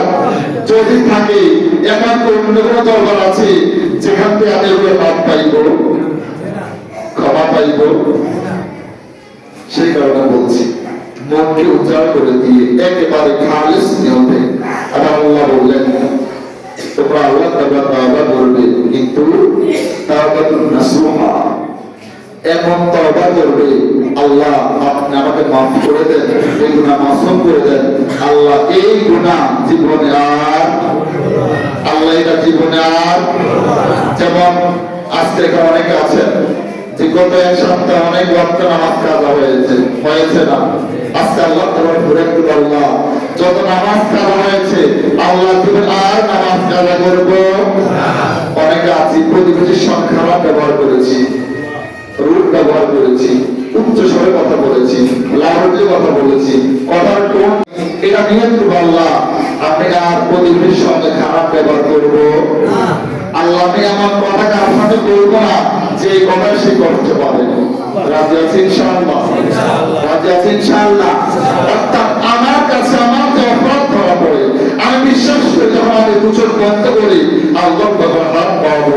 আমার আমলনামায় কি কি জমা হয়েছে আমি জানি, মা জানে না আমি জানি, বাবা জানে না আমি, ভাই জানে না আমি, বন্ধু জানে না আমি, দুনিয়ার কেউ জানে না আমি। সে কারণে এই গুনাহগুলোর ক্ষমা, এই গুনাহগুলোর মুক্তি আমি আমার রবের দরবারে চেয়ে নিব। যে রব তাআলা বান্দার প্রতি এত বেশি দয়াবান, অবাক হবেন। রাসূল বললেন, আল্লাহর পাপী কোন বান্দা, আল্লাহর পাপী কোন বান্দি যেটা আল্লাহর দরবারে ক্ষমা চায়, মাফ চায়, তওবা চায়, আল্লাহ খুশি হয়ে তাকে নিয়ে ফেরেশতাদের সামনে গর্ববোধ করে। সুবহানাল্লাহ। এটা চাইতে আমার আপনার জন্য সুসংবাদ, খুশি হবে কি হতে পারে? সে কারণে বলবো যে আপনাগুলো গুনাহের পিছনে ছুটেছে, যে আপনাগুলো গুনাহ করতে করতে কলম কালো করে ফেলেছে, পরিচয় করে গিয়েছে, সে আপনাগুলো আজকে এই রাতে রবের দরবারে ফিরে আসেন। সে আপনাগুলো আজকে এই রাতে রবের দরবারে সিলেন্ডার করেন। আশা করছি আল্লাহ যেহেতু বলেছেন, আল্লাহ যেহেতু বলেছেন আল্লাহ মাফ করে দিবেন, আল্লাহ যেহেতু বারবার বলেছেন বিশ্বাস করি, বিশ্বাস করি আল্লাহকে ডাকতে দেরি, আল্লাহ মাফ করতে দেরি করবে না। কারণ আমার আল্লাহ বললেন, তিনি আল্লাহ অপেক্ষা করছেন কখন আমার ওই বান্দা আমার দরবারে ক্ষমা চায়। আর একটা বিষয় বলি, আমরা আজকে একটু আলোকপাত করেছিলাম ইবলিসকে নিয়ে। সে যখন আমার আদি পিতা আদম সূফুল্লাহকে সিজদা করে নাই, আল্লাহ তাকে জান্নাত থেকে বের করে দিলেন, মালাউন করে দিলেন, ইবলিস করে দিলেন। এবার সে আল্লাহর দরবারে 3টা বিষয় কবুল করিয়ে নিয়েছে। সে আল্লাহর কাছ থেকে 3টা বিষয় চেয়ে নিয়েছে। একটা, কিয়ামত পর্যন্ত তার হায়াত দিতে হবে। আরেকটা, আদম সন্তানের শরীরের বডির প্রত্যেক পশমের গোড়ায় গোড়ায় যাওয়ার সুযোগ আল্লাহ তাকে করে দিতে হবে। 3 নাম্বার, সে যে কোনো সময় যে কোনো সুরুত করার ক্ষমতা আল্লাহ তাকে দিতে হবে। আল্লাহ দিলেন, আল্লাহ দিলেন। সে আল্লাহকে চ্যালেঞ্জ করছে, আল্লাহ ও আল্লাহ ও মালিক, তুমি যে আদমের কারণে আমাকে পথভ্রষ্ট করেছ, মিসগাইড করেছ, সিরাতুল মুস্তাকিম থেকে ধাক্কা দিয়ে ফেলে দিয়েছ, আমি তোমার সঙ্গে অঙ্গীকার করছি, আমি তোমাকে চ্যালেঞ্জ করছি, আমি সেই বলে আদমকে কিয়ামত পর্যন্ত তার শরীরের প্রত্যেক পশমের গোড়ায় গোড়ায় ইন্তেকাল পথভ্রষ্ট করব। নাউজুবিল্লাহ বলেন, নাউজুবিল্লাহ। আমাদের জন্য খুশি পরে আছে আল্লাহ বলছেন, ও শয়তান, আমি তোকে অনুমতি দিয়েছি, এবাদত দিয়েছি, ক্ষমতা দিয়েছি, তুমিও জেনে রাখো তোমার চোখের পরে আমার বান্দারা তোমার পথে যাবে, তোমার পথে চলবে, খারাপ পথে যাবে, জিনা করবে, ব্যভিচার করবে, জুলুম করবে, জালেম হবে, ভাইকে ঠকাবে, বোনকে ঠকাবে, নামাজ ছেড়ে দিবে, রোজা ছেড়ে দিবে, হজ ছেড়ে দিবে, যাকাত ছেড়ে দিবে। তোমাকে বলছে শোনো, আমার ওই বান্দা যখন বিবেক জাগ্রত হবে তখন তাকে আবার সমাজ করে দিবে। ওই বান্দা যখন আমি আল্লাহ দরবারে এসে দুচোখের পানি ছেড়ে আমি আল্লাহর ক্ষমা চাইবে, তাওবা করবে, আমি আল্লাহ আমার ওই বান্দাকে আমার তৎক্ষণাৎ মাফ করে দিব। ওই বৃত্তে নাও আমার বান্দা বান্দি আমি আল্লাহর দরবারে সারেন্ডার করতে দেরি, আমি আল্লাহকে ক্ষমা করতে দেরি করবো না। তাহলে আজকের এই রাতে আল্লাহ আমাদের জন্য সেই সুযোগ রেখেছেন, সেই সুযোগ রেখেছেন। রাসূল পাক বললেন, আল্লাহ আজকের প্রথম আসমানে এসে আল্লাহর রহমতের দস্তগুলো এখন ডাকছে। রাসূল বললেন, হাত্তা ইয়াতুল ফজর, যতক্ষণ পর্যন্ত ফজর না হয় ততক্ষণ পর্যন্ত ডেকে যাবে। কার ক্ষমা দরকার? কার ক্ষমা দরকার? আল্লাহকে ডাকো, আল্লাহ ক্ষমা করে দিবে। কে আছে পাপী, কার পাপ বেশি হয়েছে, আল্লাহ তাকে তার পাপ থেকে উদ্ধার করে দিবে। এবার রাসূল পাক বললেন, আজকের এই রাতটা রিজিক নির্ধারণ হওয়ার রাত। আমরা পেলে পড়েছি, যার রিজিক দরকার সে আল্লাহর কাছ থেকে রিজিক চেয়ে নিব। আল্লাহ আমার রিজিক নাই, আল্লাহ আমার রুজি নাই, আল্লাহ চলতে কষ্ট হচ্ছে, আল্লাহ চলতে পারছি না। এখন প্রশ্ন হচ্ছে, রিজিক কে দেওয়া লাগে? আল্লাহ। রিজিক দিবে কে? আল্লাহ। কোন এক ওসিলায় দিবে। যদি সেখান থেকে আমার আপনার জন্য বরাদ্দ না হয় তাহলে পাবো না। শুনেন, এমনও বিষয় আছে, হাতে টাকা আছে, পকেটেও টাকা আসছে, এটা ভোগ করতে পারে নাই। আছে না? পকেটে টাকা ছিল, চিন্তা হয়ে গেছে। আছে না? পকেটে কোথাও পড়ে গিয়েছে। আছে না? কোনোভাবে উপার্জন করেছে, আমার লস হয়ে গিয়েছে, কেউ মেরে দিয়েছে। আছে না? এটা তার রিজিকের মধ্যে আল্লাহ বরকত রেখেছে, বা এটা আল্লাহ তার রিজিকের মধ্যে রাখেনি কোনো কারণে। এবার কারণ কি জানেন তিনি? সে কারণে বলছি, রিজিক দিবেন তিনি, যার প্রয়োজন, যতটুকু প্রয়োজন সেখান থেকে চাইবেন। যদি সেখান থেকে চেয়ে করে বাড়াইতে পারেন, 1 ঘন্টা আগে হোক, 2 ঘন্টা পরে হোক, 1 দিন আগে হোক, 1 সপ্তাহ পরে হোক, 1 মাস আগে হোক, 2 মাস পরে হোক, আপনি আপনার সে রিজিক অবশ্যই পাবেন। কিন্তু সেখানে না আছে অন্য পথে হাঁটবেন, খারাপ ইনকামের চেষ্টা করবেন, অবৈধ পথে যাবেন, হারামে যাবেন। আল্লাহ শপথ করে বলছি, আপনার এই হারাম উপার্জন কোনো কাজ আসবে না। আপনার হারাম উপার্জন আপনাকে শান্তি দিবে না।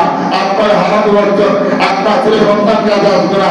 এগুলো কখনোই সুশিক্ষা করে এগুলো ভালো মানুষই হবে না। আপনাকে বলছি, হারাম উপার্জন আপনার পরিবারের মধ্যে কলম লাগিয়ে রাখবে, অশান্তির কেয়ামত করে দিবে, অশান্তির ঘটনা করবে। হ্যাঁ, আমরা দেখছি অনেক দুঃখশালী, অনেক ধনী মানুষ 5 তলা থাকে, আছে না? 10 তলা থাকে, অনেক বড় কয়েকটা গাড়ি আছে, একেবারে অনেক আলিশান ভাবে চলে। একদিন জিজ্ঞেস করেন, 1 কাপ চায়ের দাওয়াত দেন, আপনি যে এত পয়সাওয়ালা ধনী, আসলেই কি রাতে একটু শান্তিতে ঘুমাইতে পারেন? শপথ করে বলছি, অনেক ধনী রাতে একটু শান্তিতে ঘুমাইতে পারে না। আমার আপনার সৌভাগ্য, ঘুমের ট্যাবলেট খাওয়া ছাড়া, চিন্তা ছাড়া আমরা ঘুমাতে পারি। সে ঘুমের ওষুধ খেয়েও দেশের শ্রেষ্ঠ ডাক্তার দেখিয়েও ঘুমাতে পারে না। এক কথা আমার সঙ্গে আমি দেখেছি, বাইরে অনেক সালিশ করে, অনেক বিচার, খোদার কসম ঘরে শান্তি নেই। হয়তো ছেলের দিক থেকে শান্তি নাই, অথবা মেয়ের দিক থেকে শান্তি নাই, অথবা আল্লাহ তাকে দিছে স্ত্রীরা ভালো করে নেয়। এখন এই যে রোজগার লোকার জন্য, তাদের জন্য, কার? স্ত্রীর জন্য, ছেলের জন্য, মেয়ের জন্য, কিন্তু আল্লাহ সেগুলো দিয়ে শান্তি দিবে। এই কারণে পরামর্শ দিব, আল্লাহর কাছে যখন রিজিক চাইবেন, হালাল রিজিক চাইবেন। আবার বলবো, আপনারা মনে হয় রিজিক বলতে শুধু টাকা বোঝেন, টাকা না। রিজিকের সংজ্ঞা শুধুমাত্র টাকা না। অবাক হচ্ছেন? অবাক? রিজিক রিজিক হচ্ছে আল্লাহ একটা নেককার স্ত্রী দিও, রিজিক হচ্ছে আল্লাহ চক্ষু শীতলকারী সন্তান দিও, রিজিক হচ্ছে আল্লাহ সমাজে একটু সম্মান দিও, রিজিক হচ্ছে আল্লাহ সবার কাছে আমার সম্মানটা বাঁচাইও, রিজিক হচ্ছে আল্লাহ বন্ধুদের মনোযোগ আমার প্রতি বাড়াইয়া দিও, রিজিক হচ্ছে আল্লাহ সমাজ যেন মানুষ আমাকে ভালো চোখে দেখে সেই ব্যবস্থা করিও, রিজিক হচ্ছে আল্লাহ যা দিয়েছ আমি চাই না এটা তুমি কি দিয়েছ, কিন্তু আল্লাহ তুমি যা দিয়েছ তার মধ্যে বরকত দিও। অনেকের তো 10,000 টাকায় সংসার চলে, অনেকের তো 50,000 টাকা পড়ে, কেন? দুটেই তো টাকা। 1000 টাকা নোট যেটা এটার ভ্যালু যা এটার ভ্যালু, 500 টাকা নোট দুইটাই এটার ভ্যালু যাচ্ছিল এটার ভ্যালু আসলেই কি পার্থক্য আছে? কিন্তু সে 500 টাকা দিয়ে 5,000 টাকা সেরে ফেলছে, তার থেকে নোট আরো একটা দুটো হয়েছে। কেন? কারণ তার এই নোটে বরকত ছিল, তার এখানে বরকত ছিল, এটা হালাল রিজিক ছিল, এটা মাওলার দরবারে যেন সে চেয়ে নিয়েছে, আল্লাহ তাকে সেই রিজিক দিয়েছে। যে রিজিকের মধ্যে শুধু বরকত আর বরকত। সুবহানাল্লাহ। এই কারণে রিজিকে বরকত চাইবেন, বড়ের টাকা চাইবেন না। আজকে নিষেধ করছি, আল্লাহর কাছে কখনোই আল্লাহ অনেক টাকা দাও, আল্লাহ সম্মান দাও, একটা বাড়ি করতে দাও, আল্লাহ একটু জায়গা কিনা সুযোগ দাও, বাস আল্লাহ রিজিকের মধ্যে বরকত দাও। আল্লাহ রিজিকের মধ্যে আপনি শুধু আল্লাহ এটা কবুল করা, কোন দিক থেকে কিভাবে আল্লাহ ব্যবস্থা করে দিবেন শুধু বলাই জানেন। এবার আসেন আজকে বরাতের রাত ঠিক যেভাবে রিজিক বন্টনের রাত, হায়াত নির্ধারণ হওয়ার রাত, আমরা জানি আজকে আল্লাহ আগামী 1 বছর কত আদম সন্তান, অর্থাৎ আমরা আদম সন্তান না, কে কে ইন্তেকাল করবে, যার হায়াত শেষ হয়ে যাবে আজকে নাম লেখা হয়ে যাবে। আমরা আল্লাহ তাআলা হাত তুলব, আল্লাহ আপনি আমাদের হায়াত তো দিবেন, আল্লাহ আপনি আমাদের আগামী 1 বছর নেক হায়াত দিবেন। কি হায়াত? যদি নেক হায়াত হয় আপনি নামাজ ছাড়া থাকতে পারবেন না, যদি নেক হায়াত হয় আপনি কারো প্রতি জুলুম করতে পারবেন না, যদি নেক হায়াত হয় আপনার এতে গুনাহ হবে না, যদি নেক হায়াত হয় আপনি ভাই হত্যায় দিবেন না, যদি নেক হায়াত হয় আপনি প্রতিবেশীর সঙ্গে খারাপ ব্যবহার করবেন না, যদি নেক হায়াত হয় আপনি বিচারে গিয়ে 2 নম্বরই করবেন না, যদি নেক হায়াত হয় আপনি কারোর সঙ্গে চোখ রাখ দিয়ে ক্ষমতার দাপট দিয়ে কথা বলবেন না, কারণ আপনি চেয়ে নিয়েছেন নেক হায়াত। নেক হায়াত মানে সে হায়াত যে হায়াতের থেকে বান্দা আল্লাহর সান্নিধ্য থেকে, আল্লাহ যে বান্দা পছন্দ করে, আল্লাহ যে বান্দা যেভাবে চলা পছন্দ করে আল্লাহ পায় সেভাবে চালাবে, এটার নাম নেক হায়াত। অনেকে দেখেন না হায়াত তো আমরা আসলে চাই না কারো গায়ে পড়ে কিনা, অনেকে ধরেন অনেক বছর বিছানায় পড়ে থাকে না, আমাকে একটু বোঝা অবশ্য আল্লাহ ফয়সালা, এই যে ধরেন 4-5 বছর বিছানায় পড়ে রইল, যে হায়াত তার কি প্রয়োজন? নামাজ পড়তে পারছে, যেটা কোনটা কোনো দায়াত করে মাঝে মধ্যে পারে, মাঝে মধ্যে মানে ঠিক মতো সে তো আল্লাহ করে রাখতে পারছে, সে কি আসলে তৃপ্তি পায়? এটা কি দেখায়? একটু হাঁটাচলা করতে পারছে না, বন্ধুর সঙ্গে কথা বলতে পারছে না, একটু কারোর সঙ্গে বাইরে যেতে পারছে না, একটু দুনিয়াটা দেখতে পারছে না, এটা নেক হায়াত।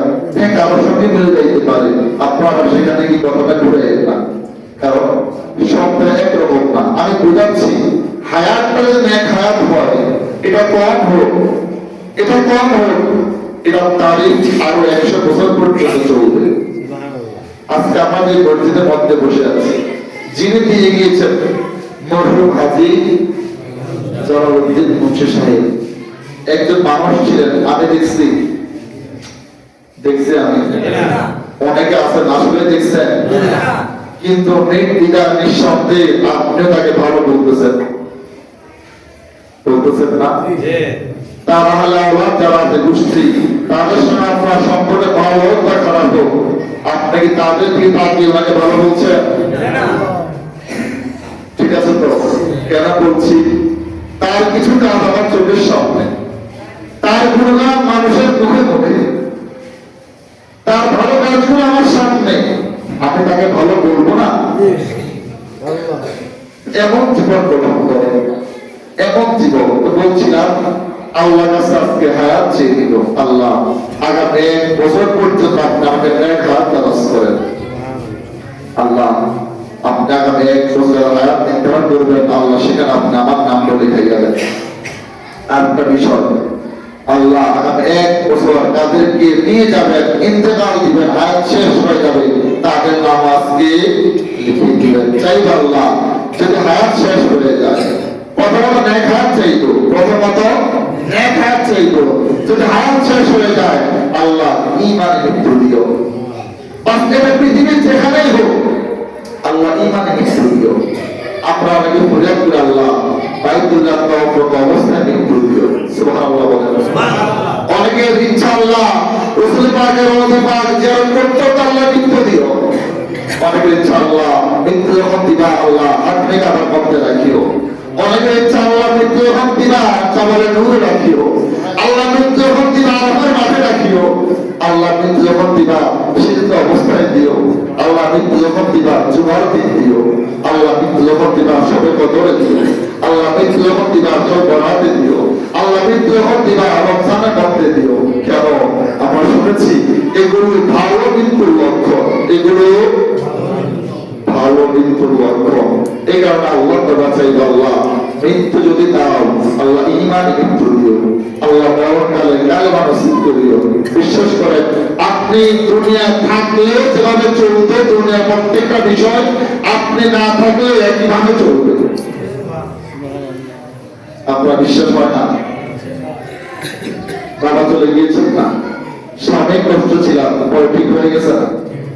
আমার বাবা চলে গেছে না, আমারও বাবা চলে গেছে না, আস্তে স্থিতিশীল অবস্থা চলে আসছে না? তাদেরকে স্মরণ করি, হ্যাঁ, কিন্তু প্রথম 2 দিন 3 দিন 4 দিন যেভাবে করতাম এখন সেভাবে করি, সেভাবে রাখছি। দাদা একজন ছিলেন, কিন্তু তার প্রয়োজনে দেখো সেভাবে আমি স্বীকার করি। আমার প্রয়োজন হয় না, দুনিয়া তার সিস্টেমে চলছে, তার মেধাবে চলছে, সে কারণে আমি থাকলেও না থাকলেও দুনিয়া এমন থাকবে। তা আল্লাহ চাইবো আল্লাহ হায়াত দাও, আল্লাহ নেক হায়াত দাও। যদি আল্লাহ নাও আল্লাহ ঈমানের সাথে নিয়ে যাও। এবার একটি গুরুত্বপূর্ণ কথা, অনেকে আমি এটা জুমার দিনে বলেছিলাম, অনেকে নিঃসন্তান আছেন, সন্তান হয় না, বন্দা। আজকে আল্লাহ নির্ধারণ করবেন, যেটা আমি বলেছি আল্লাহ আগামী 1 বছর কাকে কাকে সন্তান দিবেন। আমি তাদের উদ্দেশ্যে বলছি যাদের সন্তান নেই, যাদের পরিচিত আত্মীয় সন্তান নেই, আমি আপনাকে বলছি আপনি আজকে মসজিদে আসেন। যদি মা বোন হন পর্দাতে যারা আমাদেরকে শুনছেন, আপনি ঘরের পক্ষে এক জোড়াই গিয়ে একটা জায়গা আমার পিছিয়ে বসে যান। আপনি আজকে রাতে আল্লাহকে ডেকে আল্লাহ আপনার রাসূল বলেছেন আপনি আজকে নির্ধারণ করবেন আগামী 1 বছর কয়টা সন্তান দুনিয়া আসবে। ও আল্লাহ আপনার কুদরতের কথা চিন্তা করছি, আল্লাহ আপনাকে মন থেকে ডাকছি, আল্লাহ আপনাকে মরণায় ডাকছি, আল্লাহ আপনাকে মনের সর্বোচ্চ দিকে ডাকছি। আল্লাহ আজকের এই রাতে, আল্লাহ আজকের রাতে যতগুলো সন্তান আপনি আগামী 1 বছর দুনিয়া পাঠাবেন, আল্লাহ তুমি তাদের সঙ্গে আমাকে একটা সন্তান কবুল করো। আল্লাহ যাদের সন্তান দিবা আল্লাহ তাদের সঙ্গে আমাকে একটা সন্তান দিও। তবে সন্তান চাওয়ার সময় নেককার সালেহ সন্তান চাইবেন, যে সন্তান চক্ষু শীতল করে দিবে, যে সন্তান দেশ জাতির খেদমতগার হবে, যে সন্তান বাবার মায়ের সুনামের কারণ হবে, আখের যে সন্তান বাবার জন্য সবকায় জারিয়া হবে। ভাই আলেম হওয়ার দরকার নাই, মাহফিলে পড়ার দরকার। উনি যিনি আমাদের মসজিদ ভূমিদাতা হাজী সাহেব, উনি কি মাদ্রাসা করছিল আমি জানি না, মাদ্রাসা করছিল মাদ্রাসায় আমি জানি না, শিওর মাদ্রাসা করছিল উনি। আপনার দাদা পড়ছে, দাদা আলহামদুলিল্লাহ। অনেকে আছে এমন মাদ্রাসায় পড়ে নাই, কিন্তু সে নেককার সন্তান হয় না, রাসূলের ভাষায় ওলাদুস সালিহ হয় না, সুসন্তান নেক সন্তান, সন্তান রেখে গিয়েছে বাবার আমল নামায় নেক, বাবা এমন সন্তান গড়ে গিয়েছে কবরে থাকবে, সন্তান দোয়া করবে, আল্লাহ বাবার কবর আজাব মাফ করে দিবে। সন্তান থাকবে, বাবা মুসলিম থাকবে, আল্লাহ সন্তানের কারণে বাবাকে মাফ করে দিবে। সন্তান থাকবে বাবা কবরে, আল্লাহ সন্তানের দিকে তাকাইয়া আবার জান্নাতের দরজায় পূরণ করে দিবে। আমরা আল্লাহর কাছে সেই সন্তান চাইব। ঠিক আছে, আসেন এবার শেষ কিছু কথা বলি। আজকে পড়াতে না, আমরা প্রথমে বলেছি খাবার না, এখন আমরা ইনশাআল্লাহ আরো কিছুক্ষণ পরে অল্প সময় তো বেশি নেই, আমরা 5 মিনিট কথা বলবো, থাকবেন ইনশাআল্লাহ। 5 মানে 5 নামাজ নিয়ে কথা বলি। আজকে এই রাতে স্পেশাল কিছু নামাজের কথা সহিহ হাদিস থেকে আপনারা শুনে নেন, বুজুর্গরা দিন থেকে শুনেছি।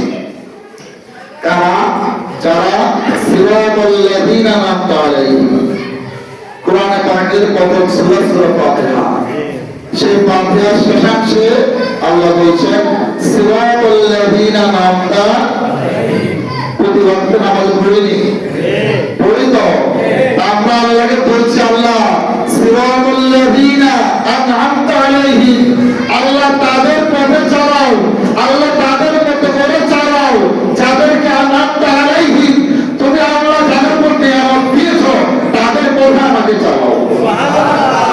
বলি না আল্লাহ যাদেরকে তুমি করুণা করেছো আল্লাহ তাদের পথে আমাকে চালাও। এখন আল্লাহ করুণা কাদেরকে করেছেন, আল্লাহ রহমত কাদেরকে দিয়েছেন, যারা জমানার ওলি হয়েছেন, যাদের কথা মানুষের জবানে জমা থাকে, যাদের চর্চা 100 বছর হয়, 200 বছর হয়, 500 বছর হয়, দুনিয়া থেকে হারিয়ে যায় না, ইতিহাসের লেখা থেকে। যাদেরকে না দেখেও অন্য মানুষ ভালোবাসে, যাদের সঙ্গে না পেয়েও অন্য মানুষ হৃদয় দিয়ে চায়, ভাই আল্লাহ যদি তার সঙ্গে একটু পাইতাম হয়তো তার সোহবতে আমিও ভালো হয়ে যাইতাম। এই কারণে বলছি তাদের থেকে, সেই বুজুর্গানে গ্রাম থেকে যারা শ্রেষ্ঠ মুহাদ্দিস ছিলেন, মুফাসসির ছিলেন, ফকিহ ছিলেন, আলেম ছিলেন, সালেহ ছিলেন, বুজুর্গানে গ্রাম ছিলেন, নেককার বান্দা ছিলেন, নেককার বান্দা ছিলেন, তারাই ইবাদতগুলো করেছে। যে কথা আমরা এখন আপনাদেরকে বলবো, কারণ আমরা এগুলো অনুসরণ করি এই কারণে, যেটা এই মাত্র বললাম। আরেকটা বিষয় তো আছে, আবারও আল্লাহর কাছে শেষে বলি গায়রিল মাগদুবি আলাইহিম, গায়রিল, আল্লাহ তাদের পথে আমাদেরকে চালাইও না, তাদের পথে গায়রিল মাগদুবি আলাইহিম, মাগদুব পথ ভ্রষ্ট করা, বিচ্ছিন্ন হয়ে যাওয়া। তো বলছে আল্লাহ যারা তোমার পথ থেকে বিচ্ছিন্ন হয়ে গিয়েছে, আল্লাহ যারা সিরাতে মুস্তাকিম থেকে ছিটকে পড়ে গিয়েছে, আলাইহিম তাদের কথা আমাদেরকে চালাইও না। যাদেরকে তুমি পথ ভ্রষ্ট করেছো, গোমরাহ করেছো এবং যাদেরকে তুমি গজব দিয়ে ধ্বংস করে দিয়েছো, আল্লাহ তাদের কথা আমাদেরকে চালাইও না। তাহলে আমরা প্রতিদিনের দিনে কিছু বিষয় অনুসরণ করি, এই কারণে তিনারা কিছু ইবাদত এই কাজগুলো করে আল্লাহকে রাজি করতে পেরেছে। আমরা চাই সেভাবে কিছু করে হলেও একদিকে নামাজ, নামাজ যদি কোনো মতবিরোধ আছে, নফল নামাজ যে যার মতো করে পড়তে পারে, কোনো মতবিরোধ তো অনেক বিষয় নিয়ে আছে। আজকে আমরা এখানে জিকিরের মাহফিল সাজিয়েছি, জিকির ইলাহি করব, জিকির নিয়ে কোনো মতভেদ আছে? আসেনি? দুরূদ শরীফ পড়ব, কোনো মতবিরোধ? হাজারো লাখো দুরূদ পাকের প্রয়োজন করানো হয়েছে। যে দুরূদ পাক একবার পাঠ করলে রাসূল বললেন বান্দার আমল আল্লাহ 10 বার রহমত দেয়। আল্লাহ বান্দার 10টা পদ মর্যাদা বৃদ্ধি করে দেয়, আল্লাহ বান্দার 10টা গুনাহ মাফ করে দেয়। রাসূল পাক এবং অসংখ্য ফজিলত, জুমার দিনে 200 বার পড়লে আগের পরে 200 বছরের গুনাহ। জুমার দিন 80 বার দুরূদ পাঠ করলে রাসূল বললেন আমি নবী তার সঙ্গে হাসরের মাঠে মুসাফা করব। সুবহানাল্লাহ। রাসূল যার সঙ্গে মুসাফা করবে তার আর মিজানে ভয় থাকবে? জানতে চাই তার আর ফুলসেরাতে ভয় থাকবে? তার জাহান্নামের টেনশন থাকবে? সেই কারণে দুরূদ পাঠ পড়ব, কেউ কম পড়বো, কেউ বেশি পড়বো, কেউ একভাবে পড়বো, কেউ আরেকভাবে পড়বো, মতবিরোধ নাই। আমরা সে আমাদেরই করবো, আমরা সে আমাদেরই করবো। এই কারণে বলবো নামাজ পড়বো, কারণ আল্লাহ আলী তুমি এই রাতটা সজাগ থেকে ইবাদতের মাধ্যমে কাটাও, সজাগ থেকে ইবাদতের মাধ্যমে কাটাও। ইবাদত কিভাবে কেমন গাইল করবে যেভাবে রাসূল পাক বলেছেন। এখন আমাদের যার পক্ষে যতটুকু সম্ভব